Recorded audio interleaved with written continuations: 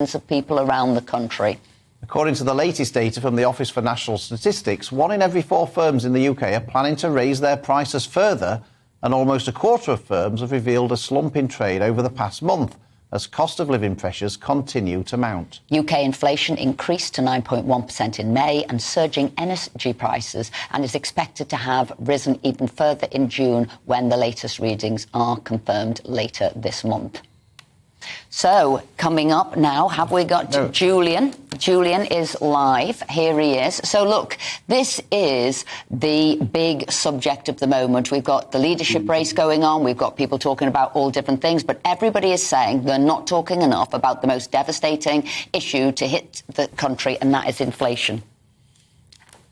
Well, I think that's right. Actually, I'm managing to be both optimistic here and pessimistic at the same time. Typical economist. I'm optimistic because the economy as a whole is actually holding up quite well, despite the cost of living squeeze and other headwinds on growth. And the labour market in particular is still strong. So it's a good time to be in work or looking for a new job. So there are some positives out there.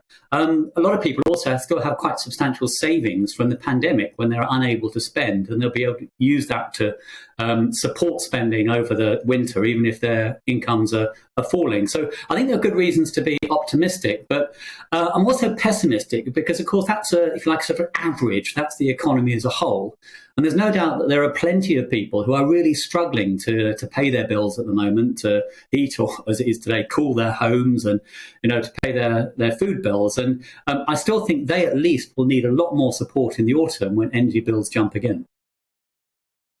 Who's to blame for this surge in inflation, or what is to blame for the surge in inflation? Is it the government? Is it the lockdowns and coming out of lockdown? Is it the Bank of England? They're getting a lot of stick for not raising interest rates sooner. Who do you think is most responsible for this surge in inflation?